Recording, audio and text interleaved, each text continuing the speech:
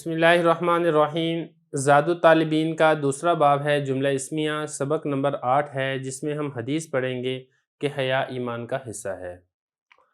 آپ حدیث دیکھ لیں، ترجمہ میں کر چکا ہوں۔ نبی کریم صلی اللہ علیہ وسلم نے ارشاد فرمایا، الحیاء شعبۃ من الایمان، حیا ایمان کا حصہ ہے۔ اس میں اب سب سے پہلے ہم چلتے ہیں لغوی صرفی تحقیق کی طرف۔ پہلا اس میں لفظ ہے الحیاء۔ حیا کا مطلب ہوتا ہے شرم و حیا ہونا، جیسا کہ اللہ تعالیٰ بھی قرآن مجید میں ارشاد فرماتے ہیں ان اللہ لا یستحیی ان یضرب مثلا ما بعوضہ، تو وہاں پر بھی یہ والا لفظ استعمال کیا گیا ہے۔ اور دوسرا اس میں لفظ ہے شعبہ۔ شعبہ کہتے ہیں فرقے کو، شاخ کو کہتے ہیں، پانی بہنے کی جگہ کو کہا جاتا ہے۔ مراد یہاں پر شاخ ہے، فرقہ ہے۔ اس کی جمع آتی ہے شعب، بھی اس کی جمع آتی ہے، اور ایک اس کی جمع آتی ہے شعاب۔ تو مطلب یہ کہ حیا ایمان کی ایک شاخ ہے، ایک لڑی ہے، ایمان کا ایک حصہ ہے۔ تو یہ تو ہوگی اس کی لغوی صرفی تحقیق۔ اب ہم چلتے ہیں اس حدیث کی تشریح کی طرف۔ دیکھیں، حیا کی تعریف ابو علی دقاق رحمہ اللہ تعالیٰ فرماتے ہیں کہ حیا یہ اس کیفیت کا نام ہے جو آقا کے سامنے درخواست کرنے سے، طلب کرنے سے انسان کو روکے رکھتا ہے۔ شرم و حیا کی وجہ سے انسان اپنے آقا سے ایک چیز نہیں مانگتا، اس کو حیا کہا جاتا ہے۔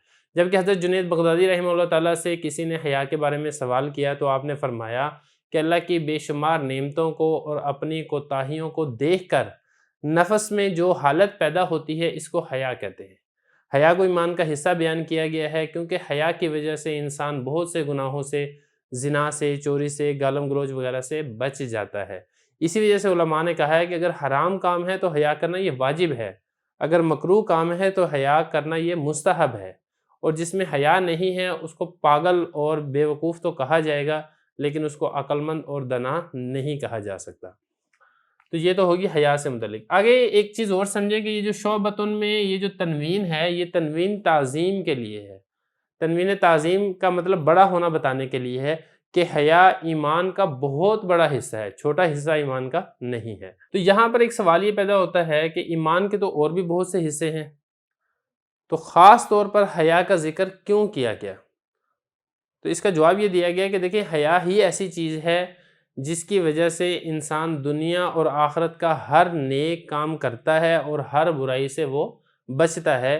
یعنی تمام امور کے کاموں کے لیے انسان کے اندر حیا اور شرم کا ہونا یہ ضروری ہے، اس لیے خاص طور پر اس کا ذکر کیا گیا۔ علامہ انور شاہ کشمیری رحمہ اللہ تعالیٰ فرماتے ہیں کہ حیا کو خاص طور پر بیان کرنے کی وجہ یہ امر طبی ہے، انسان کی طبیعت کے اندر یہ والی چیز ہوتی ہے، عام طور پر اس کی طرف ذہن نہیں جاتا، اس لیے اس کا بھی بتا دیا گیا کہ اگر انسان کے اندر شرم و حیا ہے تو یہ اس کے ایمان کی علامت ہے، یہ اس کے ایمان میں سے ہے۔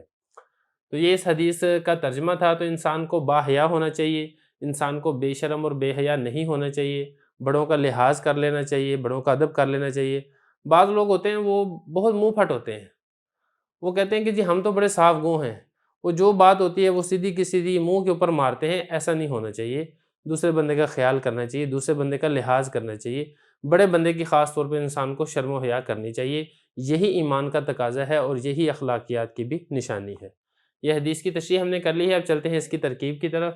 الحیا یہ بنے گا مبتدا، اور یہ شعبہ یہ بنے گا موصوف، اور کائنتن اس کی بنے گی صفت، جو کہ من حرف جر ایمان مجرور جار مجرور مل کر آپ اس کو کائنتن کے متعلق کریں، جو کہ محذوف ہے، چونکہ اس کا متعلق لفظوں میں موجود نہیں ہے اس لیے محذوف آپ نکال لیں، اور یہ پھر جملہ ہو کر اس موصوف کی صفت بنے گا۔ موصوف اپنی صفت سے مل کر پھر پیچھے الحیا مبتدا کی خبر بنے گا، مبتدا اپنی خبر سے مل کر جملہ اسمیہ خبریہ ہوگا۔